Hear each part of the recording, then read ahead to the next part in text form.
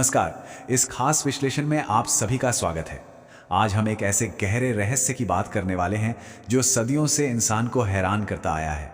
बात हो रही है कैलाश पर्वत की। देखिए, ये सिर्फ एक बर्फीली चोटी नहीं है, बल्कि आस्था और प्रकृति का एक ऐसा अद्भुत संगम है जिसने हजारों सालों से मानव सभ्यता को अपनी तरफ खींचा है। तो चलिए, बिना देर किए सीधे शोध और तथ्यों के आधार पर इस रहस्यमयी दुनिया में चलते हैं।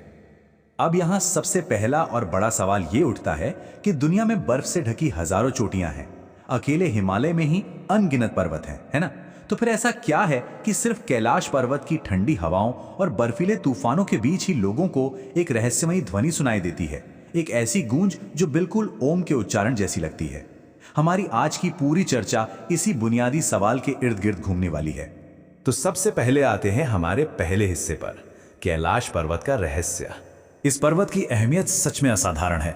अगर हम ध्यान दें तो पाएंगे कि दुनिया के 4 प्रमुख धर्म स्वतंत्र रूप से इस चोटी को दिव्य ऊर्जा का स्रोत मानते हैं।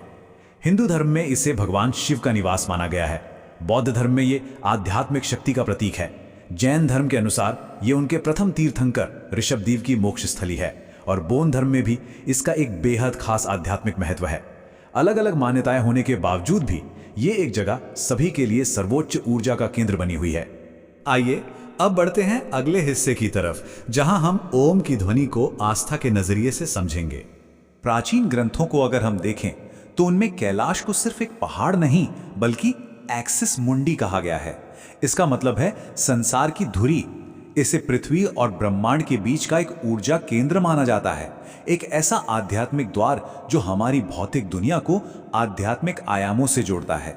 और यही वजह है कि यहाँ साधना करने वालों को अक्सर कुछ बहुत ही असाधारण अनुभव होते हैं। और इसी धुरी पर गूंजती है वो मूल ध्वनि। उपनिषदों और वेदों की माने तो ओम सिर्फ एक शब्द नहीं है, बल्कि ये पूरे ब्रह्मांड का वो बुनियादी वाइब्रेशन है जिससे सृष्टि की उत्पत्ति हुई थी। आस्था रखने वालों का ये पूरा विश्वास है कि ये दिव्य कंपन कैलाश में स्वाभाविक रूप से मौजूद है, जो सीधे इंसान के चक्रों को, खास तौर पर आज्ञा और सहस्रार चक्र को प्रभावित करता है। बस यही कारण है कि वहां पहुंचने वालों को अपने अंदर से ही ये गूंज महसूस होने लगती है। अब इस रहस्य को थोड़ा विज्ञान के चश्मे से देखते हैं। विज्ञान और प्राकृतिक अनुनाद।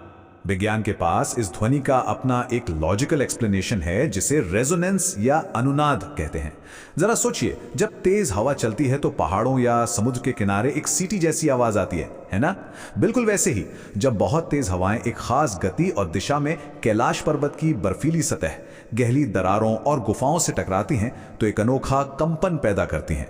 ये किसी विशाल प्राकृतिक वाद्य यंत्र की तरह काम करता है जो हवा के टकराने पर एक खास फ्रीक्वेंसी उत्पन्न करता है।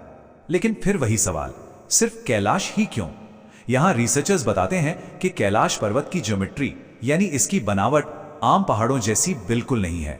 इसकी आकृति किसी विशाल सिमेट्रिकल पिरामिड जैसी है और ये पिरामिड जैसी संरचना ध्वनि तरंगों के व्यवहार करने के तरीके को रहस्यमय ढंग से बदल देती है। तो बहुत मुमकिन है कि जब यहाँ प्राकृतिक कंपन होता है तो उसका साउंड हमारे कानों को बिल्कुल ओम के मंत्रोच्चारण जैसा ही सुनाई देता है। लेकिन इसके अलावा भी कुछ फैक्टर्स हैं, जैसे मनोवैज्ञानिक प्रभाव और चुंबकीय गतिविधियां। साइकोलॉजी में एक कॉन्सेप्ट होता है जिसे सजेशन इफेक्ट कहते हैं।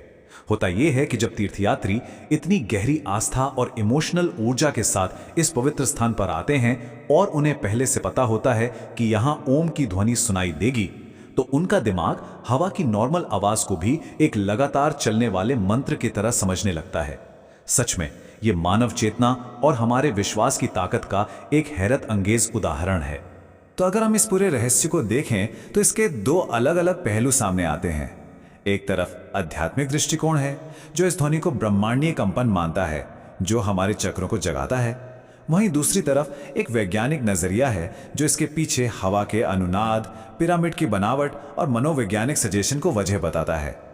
हमारा मकसद किसी एक पक्ष को सही या गलत साबित करना नहीं है, बल्कि ये देखना है कि कैसे ये दोनों ही दृष्टिकोण मिलकर इस जगह को इतना अनोखा बनाते हैं। विज्ञान के नजरिए से एक और बहुत ही चौंकाने वाली बात सामने आई है। रूसी वैज्ञानिकों की एक टीम और कई यात्रियों ने वहां अजीब चुंबकीय यानी मैग्नेटिक एक्टिविटीज नोट की हैं, जैसे कि समय की गति का अलग महसूस होना, शरीर में अचानक से किसी असामान्य ऊर्जा का आना, ध्यान का बहुत जल्दी गहरा हो जाना और यहाँ तक कि दिशा बताने वाले कंपास का अजीब तरीके से व्यवहार करना, ये सारी बातें इस थियोरी को सपोर्ट करती हैं कि कैलाश का इलाका चुंबकत्व और आबोहवा के मामले में बाकी जगहों से बिल्कुल अलग है। चलिए अब बढ़ते हैं आखिरी हिस्से की तरफ, ये अजय चोटी और इसका अंतिम सत्य। 6,638 मीटर। माउंट एवरेस्ट जैसे पर्वत इससे कहीं ज्यादा ऊंचे हैं और इंसान ने दुनिया की सबसे ऊंची चोटियों को फतेह भी कर लिया है।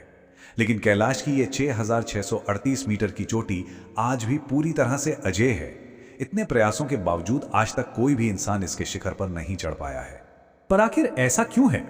असल में जिन भी पर्वतारोहियों ने इस पर चढ़ने की कोशिश की, उन्हें रास्ते में अचानक और बेहद खराब मौसम का सामना करना पड़ा। कई लोगों ने बताया कि उन्हें दिशा का भारी भ्रम होने लगा या अचानक से भारी मानसिक असहजता होने लगी, जिसकी वजह से उन्हें बीच रास्ते से ही वापस लौटना पड़ा। और आखिरकार लोगों की धार्मिक भावनाओं का सम्मान करते हुए आधिकारिक तौर पर इस पर्वत पर चढ़ने पर प्रतिबंध लगा दिया गया। ये बात इस पर्वत के रहस्य को और भी ज्यादा गहरा कर देती है। लेकिन कैलाश पर्वत का अनुभव इसके ठीक पास स्थित मानसरोवर झील के बिना अधूरा है।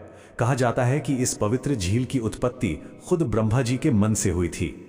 ये बहुत ऊंचाई पर मौजूद दुनिया की सबसे मीठी और पवित्र झीलों में से एक है। ऐसा माना जाता है कि जब यहाँ पूर्ण शांति होती है, तब इस झील के किनारे बैठकर ध्यान लगाने से मन अपने आप शांत हो जाता है और ओम के उस वाइब्रेशन को सबसे ज्यादा गहराई से महसूस किया जा सकता है।